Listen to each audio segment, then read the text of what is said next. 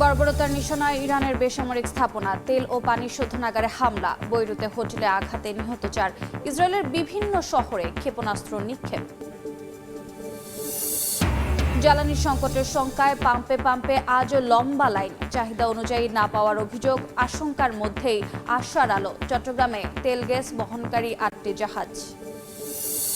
গণতন্ত্রের অগ্রযাত্রায় অবদানের জন্য শ্রেষ্ঠ অদম্য নারী সম্মাননা পেলেন বেগম জিয়া। গ্রহণ করলেন নাতনি জাইমা। সব নারীর জন্য নিরাপদ হবে বাংলাদেশ, বললেন ডাক্তার জুবাইদা। জাতীয় মানসিক স্বাস্থ্য ইনস্টিটিউটে সময় মতো আসেন না ডাক্তার, খাবারের মান নিয়ে অভিযোগ। পরিদর্শনে ছাড়পোকা বিছানাপত্রের সমস্যা পেলেন স্বাস্থ্যমন্ত্রী। এবং খাল দখল করে বাড়ি ও স্থাপনা নির্মাণকারীদের কঠোর বার্তা, নিজ উদ্যোগে না সরলে আইনি ব্যবস্থার হুঁশিয়ারি। ক্ষতি হলে দায়ী থাকবে না সরকার, টেকসই পরিকল্পনার তাগিদ।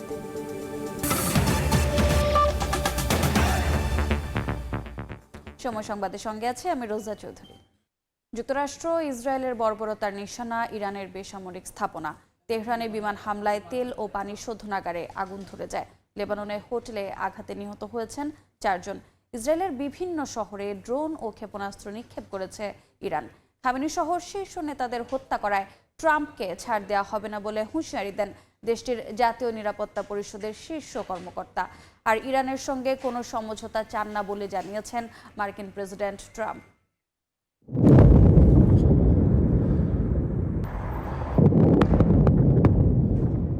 ইরানের রাজধানী সহ কয়েকটি শহরে ব্যাপক হামলা চালিয়েছে ইসরায়েল। হামলার পর তেহরানের একটি তেল শোধনাগারে ভয়াবহ আগুন ধরে যায়। ইসরায়েলি সামরিক বাহিনী জানিয়েছে তারা ইরানের বেশ কয়েকটি জ্বালানি মজুত কেন্দ্রে হামলা চালিয়েছে। হামলা হয়েছে একটি পানি বিশুদ্ধকরণ প্ল্যান্টেও। তেহরানের পাশাপাশি কারাজ শহরের শিল্পাঞ্চলকেও লক্ষ্যবস্তু করেছে নেতানিয়াহু বাহিনীর যুদ্ধ বিমান।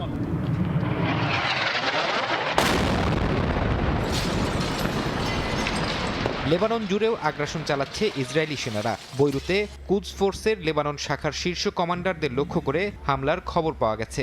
এছাড়া রাজধানীর একটি হোটেলে চালানো হামলায় কয়েকজন হতাহত হয়েছেন। জবাবে ইসরায়েলি ভূখণ্ড লক্ষ্য করে রকেট ছুড়েছে হিজবুল্লাহ।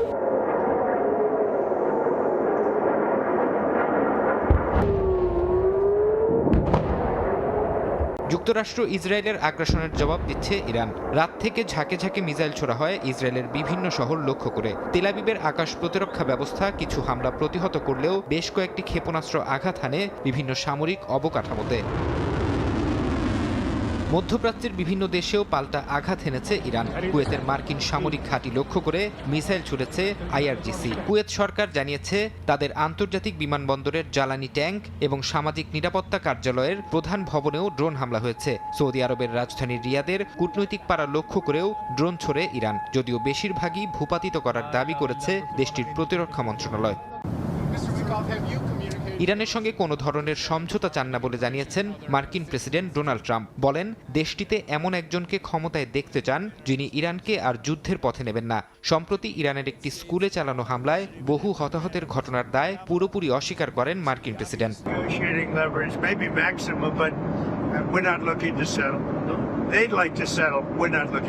তেহরানে হামলা চালিয়ে খামেনি সহ দেশটির শীর্ষস্থানীয় নেতাদের হত্যা করায় ট্রাম্পকে ছাড় দেয়া হবে না বলে হুঁশিয়ারি উচ্চারণ করেছেন ইরানের জাতীয় নিরাপত্তা পরিষদের শীর্ষ কর্মকর্তা আলী লারিজানি। ট্রাম্প বুঝতে পারছে না যে ইরানিদের মধ্যে পার্থক্য থাকলেও তারা এখনো ইরানি এবং ইরানের পাশে দাঁড়ায়। ইরানকে ভাগ করার ধারণা তাদের সহযোগিতা পাবে না। তিনি আমাদের নেতাকে হত্যা করেছেন, আমরা তাকে ছাড়ব না। প্রতিবেশী দেশগুলো থেকে ইরানে হামলা না হলে সেখানে আক্রমণ না করার ঘোষণা দিয়েছিলেন প্রেসিডেন্ট মাসুদ পেজেশকিয়ান। তবে ডোনাল্ড ট্রাম্প এটিকে ইরানের আত্মসমর্পণ ভেবে ভুল করেছেন বলে মন্তব্য করেছেন ইরানের পররাষ্ট্রমন্ত্রী আব্বাস আরাকচি। তিনি বলেন ইরান যুদ্ধের জন্য প্রস্তুত আছে। ফারহাদ চৌধুরী, সময় সংবাদ। মধ্যপ্রাচ্য সংঘাতে জ্বালানি সংকটের আশঙ্কায় রাজধানীর ফিলিং স্টেশনের সকাল থেকেই যানবাহনের দীর্ঘ সারি। অনেক চালক তাদের গাড়িতে তেল ভরতে ঘন্টার পর ঘন্টা অপেক্ষা করছেন। সরবরাহ স্বাভাবিক রাখতে ফিলিং স্টেশনগুলোও নিয়েছে বিশেষ ব্যবস্থা। তবু পরিস্থিতি নিয়ন্ত্রণে আনা কঠিন হয়ে উঠেছে। সংশ্লিষ্ট কর্তৃপক্ষ সাধারণ মানুষকে আতঙ্কিত না হওয়ার পরামর্শ দিয়েছে। সরকারিভাবে জানানো হয়েছে দিনে মোটরসাইকেলের সর্বোচ্চ 2 লিটার, ব্যক্তিগত গাড়িতে 10 লিটার এবং এসইউভি ও মাইক্রোবাসে 20 থেকে 25 লিটার তেল নেওয়া যাবে। দীর্ঘক্ষণ লাইনে দাঁড়িয়ে থাকা অনেকেই সময় মতো পৌঁছাতে পারছেন না তাদের গন্তব্যে।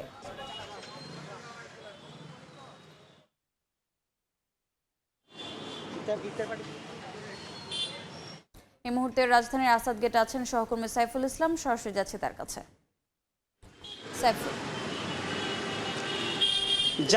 জ্বালানি তেল নিয়ে চলছে তেলেস্মাতি অবস্থা। রাজধানী জুড়ে তেলের জন্য হাহাকার আমরা দেখতে পেয়েছি। সকাল থেকে বেশ কয়েকটি পাম্প বন্ধ পেয়েছি, কয়েকটি পাম্প আবার জ্বালানি সরবরাহ করছেন। তবে এখন আমরা যেটি আছি যে আসাদ গেটে এক পাশে তালুকদার পাম্প, অন্য পাশে হচ্ছে সোনার বাংলা সার্ভিস স্টেশন। আমরা যদি একটু এই যে দীর্ঘ লাইন সারি দেখাই, এর মধ্য দিয়ে আমরা জানতে পেরেছি এখানে আগত যে চালকরা আছেন তারা বলছেন যে সেই রাত 3টা থেকে, আমি আবার বলছি, এখানে যে চালকরা আছেন তারা রাত 3টা থেকে অপেক্ষা করছেন।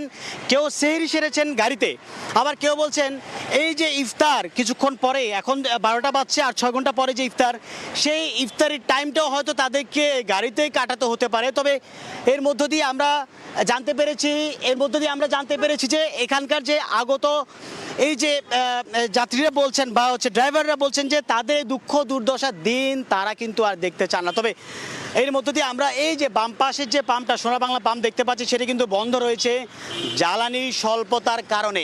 তবে ইতোমধ্যে আমরা এখানকার যে পাম্প আছে, পাম্প মালিকদের সাথে কথা বলেছি বা হচ্ছে এখানকার যে পাম্পের লোকজন যারা আছে প্রতিনিধিত্ব করছেন তাদের সাথে কথা বলেছি। তারা বলছেন যে এখনো পর্যন্ত তেলের যে সরবরাহ, সেই সাপ্লাই চেইনে ব্যাঘাত ঘটার কারণে এই সংকটটা তৈরি হয়েছে। বিশেষ করে শুক্রবার এবং শনিবার সরকারি ছুটি থাকাতে ডিপো থেকে এখানে তেলের সরবরাহ নেই, যার কারণে হচ্ছে এখনো পর্যন্ত তেলের সংকট। আমরা এই যে এখন যে তালুকদার পাম্পটি দেখতে পাচ্ছি সেটি কিন্তু বন্ধ।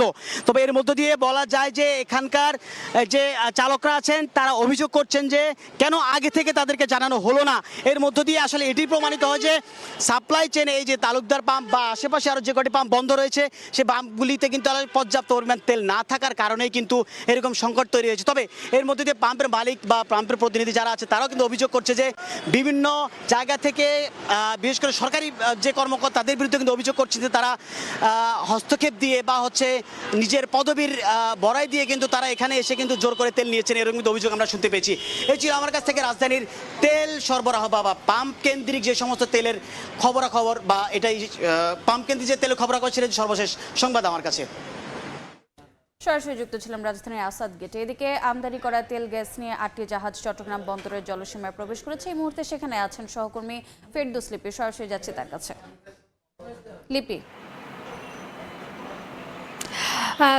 চট্টগ্রাম বন্দরে যে 8টি জাহাজ জ্বালানি এবং গ্যাস নিয়ে ইতিমধ্যে বাংলাদেশ জলসীমানায় প্রবেশ করেছে, সেগুলো বর্তমানে কুতুবদিয়া এবং মহেশখালীতে অবস্থান করছে বলে আমাদেরকে জানিয়েছেন চট্টগ্রাম বন্দরের সচিব সৈয়দ কেফায়েত হামিম। এবং তিনি নিশ্চিত করেছেন এই 8টি জাহাজে প্রায় 4 লাখ মেট্রিক টন জ্বালানি তেল এবং গ্যাস রয়েছে। এবং এর বাইরে 4টি জাহাজ যেগুলো আসলে মূলত সংঘাত শুরু হওয়ার আগেই যে হরমুজ প্রণালী সেগুলো পার হয়ে কিন্তু চট্টগ্রাম বন্দরের উদ্দেশ্যে রওনা দেন। এবং সেই 4টি জাহাজে সিমেন্ট ক্লিংকারের যে কাঁচামাল সেগুলো সহ অন্যান্য যে পণ্য আছে সেগুলো মূলত চট্টগ্রাম বহির্নোঙরে আছে। এবং দুইটাই যখন জোয়ার শুরু হবে সেগুলো চট্টগ্রাম বন্দর চ্যানেলে প্রবেশ করবে বলে আমরা জানতে পেরেছি। এবং যে 4 লাখ মেট্রিক টন জ্বালানি ও গ্যাস নিয়ে যে 8টি জাহাজ জলসীমানায় প্রবেশ করেছে বাংলাদেশের, এগুলো মূলত হরমুজ প্রণালীতে যে সংঘাত সেখানের আগেই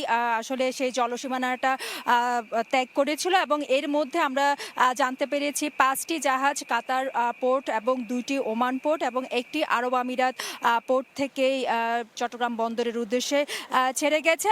এবং এই যে 6টি জাহাজ, এই 6টি জাহাজগুলো আসলে প্রায় 2 লাখ মেট্রিক টনের যে জ্বালানি তেল এবং গ্যাস নিয়ে এসেছে। অর্থাৎ যুদ্ধ শুরু হওয়ার সময় থেকে যে বাংলাদেশ সরকার বলছিল জ্বালানি তেল বা গ্যাস নিয়ে কোনো ধরনের সংকট নেই, সেটাই আসলে প্রমাণ করে যে জাহাজগুলো চট্টগ্রাম বন্দরের জলসীমানায় প্রবেশ করেছে এবং আরও যে জাহাজগুলো সেগুলো আসলে পথে আছে। তো এই ছিল আমার কাছে চট্টগ্রাম বন্দর থেকে এখনো পর্যন্ত সর্বশেষ। সরাসরি যুক্ত ছিলাম চট্টগ্রাম বন্দরে। সময় সংবাদে আরও থাকছে। পদোন্নতি, বাণিজ্য, অনিয়ম ও অবৈধ লেনদেন, দুর্নীতির প্রমাণ থাকলেও বহাল তবিয়তে আনসার ভিডিপি ব্যাংকের এমডি, পদবঞ্চিতদের ক্ষোভ, দ্রুত ব্যবস্থা নেওয়ার তাগিদ।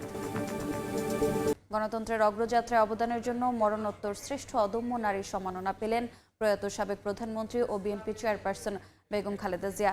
রাষ্ট্রপতি মোহাম্মদ শাহাবুদ্দিনের কাছ থেকে খালেদা জিয়ার পক্ষে সম্মাননা গ্রহণ করেন নাতনি ব্যারিস্টার জাইমা রহমান। সকালে রাজধানীর ওসমানী স্মৃতি মিলনায়তনে নারী দিবসের আলোচনা সভায় অদম্য নারী সম্মাননায় ভূষিত হন আপসহীন নেত্রী। অনুষ্ঠানে ডক্টর জুবাইদা রহমান বলেন, নারীরা যখন এগিয়ে যায়, জাতীয় তখন এগিয়ে যায়। নারীকে রাষ্ট্র ও সমাজের মূলধারা থেকে দূরে রেখে জাতীয় অগ্রগতি ও সমৃদ্ধি সম্ভব নয় বলে মন্তব্য করেন রাষ্ট্রপতি মোহাম্মদ শাহাবুদ্দিন। নারীর ক্ষমতায়ন পরিবারগুলোকে অর্থনৈতিকভাবে স্বাবলম্বী করতে সরকারের ফ্যামিলি কার্ড কর্মসূচি ইতিবাচক ভূমিকা রাখবে বলেও মন্তব্য করেন তিনি। অগ্রগায়নের অদম্য বেগম খালেদা জিয়া, গণতন্ত্রের মা। শত অত্যাচার অবিচারের ফলেও তিনি ছিলেন আপোষহীন, ধৈর্যে অবিচল।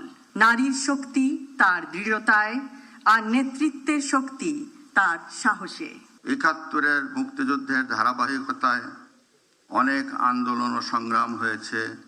সেই আন্দোলন ও সংগ্রামে অনেক শহীদ হয়েছেন অনেকে, তাদেরকেও জানাই আমার সশ্রদ্ধ অভিবাদন। ছাত্র জনতার অভ্যুত্থানের মাধ্যমে গণতন্ত্র প্রতিষ্ঠার যে চেষ্টা করা হয়েছে, সেই গণতন্ত্র প্রতিষ্ঠার সংগ্রামে অনেক বীর যোদ্ধারা শহীদ হয়েছেন, তাদেরকেও আন্তরিকভাবে স্মরণ করছি। হাসপাতালের বিছানায় ছারপোকা, নিম্নমানের খাবার পরিবেশন ও সময় মতো আসেন না ডাক্তার। দেশের সর্বোচ্চ মানসিক হাসপাতাল পরিদর্শনে এসব অভিযোগ পেলেন খোদ স্বাস্থ্যমন্ত্রী ও প্রতিমন্ত্রী। আর এসব অব্যবস্থাপনার জন্য হাসপাতালটির পরিচালকের অদক্ষতাকে দুষছেন তারা। এই কলাই খেতে দেওয়া হয় জাতীয় মানসিক স্বাস্থ্য ইনস্টিটিউটের রোগীদের। এসব কলা খাওয়ার উপযুক্ত কিনা তা নিয়েই জাগে সংশয়। হাসপাতালের বিছানা ছারপোকার দখলে, খাবারের মান নিয়ে বিস্তর অভিযোগ। রোববার সকাল ৯টায় কাউকে না জানিয়ে জাতীয় মানসিক স্বাস্থ্য ইনস্টিটিউটে হঠাৎ হাজির স্বাস্থ্যমন্ত্রী ও প্রতিমন্ত্রী। ঘণ্টা দেড়েক ঘুরে দেখেন পুরো হাসপাতাল, কথা বলেন রোগী সহ সংশ্লিষ্টদের সঙ্গে। এ সময় মন্ত্রী প্রতিমন্ত্রীর কাছে বিভিন্ন অভিযোগ তুলে ধরেন রোগীর স্বজনেরা। পরিদর্শন শেষে প্রতিমন্ত্রী বলেন, এই হাসপাতালের সবচেয়ে বড় সমস্যা নেতৃত্বের সংকট। প্রশাসনিক যে দক্ষতা এবং করিতকর্মা হওয়া দরকার, সেই ধরনের নেতৃত্বের এখানে আমরা একটা সংকট দেখতে পাচ্ছি। মন্ত্রী আক্ষেপ করে বলেন, কতজন ডাক্তার অনুপস্থিত তা সরেজমিনে এসেও জানতে পারেননি তিনি। যিনি দায়বদ্ধ সরকারের কাছে সবচেয়ে বেশি to administrate the whole situation of the hospital, ওনার কাজে কর্মী অদক্ষতা রয়েছে অনেক। বেশিরভাগ অভিযোগ মেনে নিয়েছেন জাতীয় মানসিক স্বাস্থ্য ইনস্টিটিউটের পরিচালক। আমি কিছুক্ষণের মধ্যেই বায়োমেট্রিক হাজিরা ক্যালকুলেশন করে আমি স্যারকে জানাই দিব। কয়েকদিনের মধ্যে আবারও হাসপাতালটি পরিদর্শনের কথা জানিয়ে মন্ত্রী বলেন, তখন কোনো অনিয়ম পাওয়া গেলে কঠোর ব্যবস্থা গ্রহণ করা হবে। বুলবুল রেজা, সময় সংবাদ, ঢাকা। আরও থাকছে। নির্ধারিত সূচির একদিন আগে বাংলাদেশে হাজির পাকিস্তান ক্রিকেট দল। ভোরে করাচি থেকে সরাসরি ফ্লাইটে ঢাকায় শাহিন শাহ আফ্রিদিরা। আজ বিশ্রামের পর কাল থেকে অনুশীলন। এবার বাণিজ্যের সংবাদ।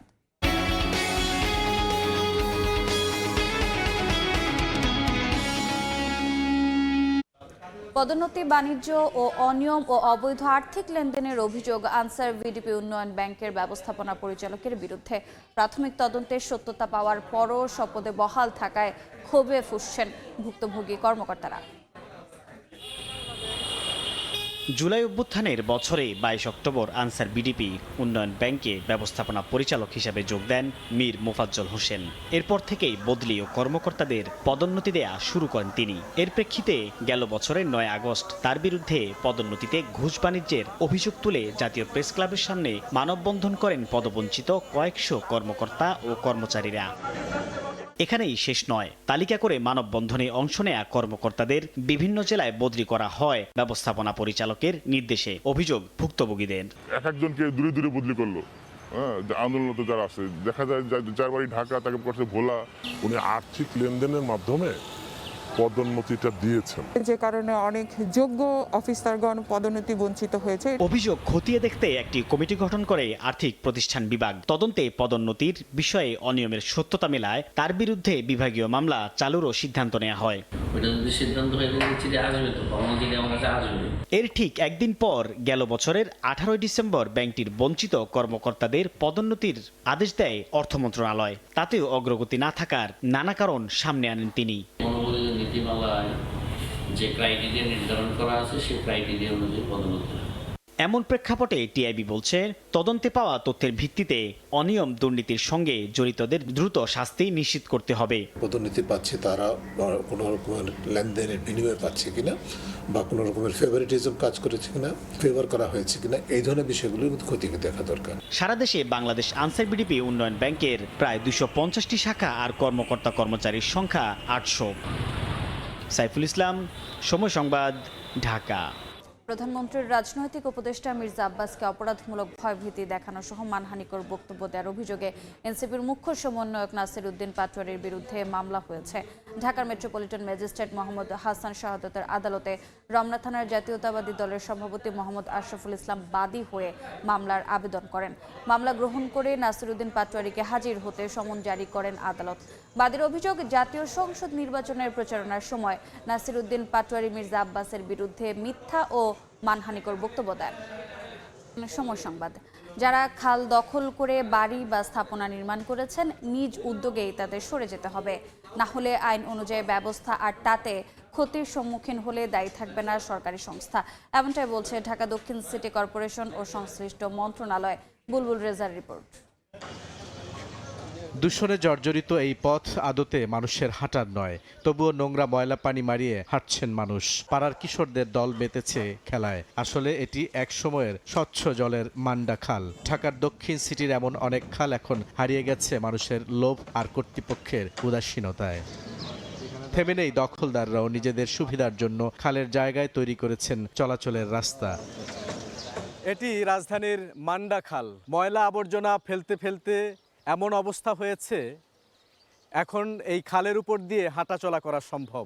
খালগুলো এরই মধ্যে দূষণ ও দখলমুক্ত করার উদ্যোগ নেওয়া হয়েছে জানিয়ে সড়ক পরিবহন ও মহাসড়ক বিভাগের প্রতিমন্ত্রী বলছেন, কয়েকটি ধাপে হবে অগ্রগতি। তিনি নিজে এই এলাকার জনপ্রতিনিধি। অবৈধ আর দখলদার এদের কোনো পরিচয় নেই। তারা হচ্ছে যে তারা রাষ্ট্রের সম্পত্তি ক্ষতি করছে, তারা রাষ্ট্রের জন্য হুমকি স্বরূপ।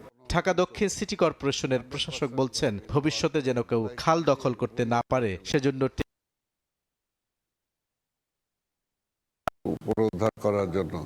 আর জনগণকেও বলবো, যেগুলো সরকারি সম্পত্তি আছে সেগুলো যাতে কেউ জবরদখল না করে, যারা করে আছে তারা যাতে সেগুলো ছেড়ে দেয়। দখলদারদের শুধু উচ্ছেদ নয়, আর্থিক জরিমানা করতে হবে পরামর্শ নগর পরিকল্পনাবিদের। যারা বহুতল ভ্রমণ করেছে তাদেরকে বিশাল আকারের পেনাল্টি দিতে হবে। যে পেনাল্টি দেখলে ভবিষ্যতে যে কোনো দখলদার ভাববে যে আমিও যদি দখল করি ভবিষ্যতে যে পরিমাণ আমাকে জরিমানা দিতে হবে সেটা আমরা কুলিয়ে উঠতে পারবো না। শুধু দখল দূষণ মুক্ত করে ক্ষান্ত হওয়া নয়, জলাশয়ের স্বাভাবিক গতি ধরে রাখতে অব্যাহত নজরদারির তাগিদ বিশেষজ্ঞদের। বুলবুল রেজা, সময় সংবাদ, ঢাকা। সময় সংবাদ। এবারে খেলার খবর। নির্ধারিত সূচির একদিন আগেই বাংলাদেশে পৌঁছেছে পাকিস্তান ক্রিকেট দল। ভোর 4:20 করাচি থেকে ঢাকা শাহজালাল আন্তর্জাতিক বিমানবন্দরে পৌঁছায় শাহিন শাহ আফ্রিদিরা। 9 মার্চ ঢাকায় আসার কথা ছিল পাকিস্তান ক্রিকেট দলের, কিন্তু মধ্যপ্রাচ্যে চলমান সংকটের কারণে অনিশ্চয়তায় পড়ে যায় ওয়ানডে সিরিজটির ভাগ্য। তাই ঝামেলা এড়াতে বিমান বাংলাদেশের সরাসরি ফ্লাইটে একদিন আগেই বাংলাদেশে আসলো শাহিন শাহ আফ্রিদি বাহিনী। ভোরে বিমানবন্দরের ভেতরেই সেহরি এবং ফজরের নামাজ আদায় করেন পাকিস্তানি ক্রিকেটাররা। এই ছিল দুপুর 12টার সময় সংবাদে। এরপর খেলার সময় নিয়ে সঙ্গে থাকবেন মাকসুম আলম খান। রোজা চৌধুরী, আপনাকে ধন্যবাদ। খেলার সময়ের আয়োজন নিয়ে আসছে কিছুক্ষণ পর, সঙ্গেই থাকুন সময়ের।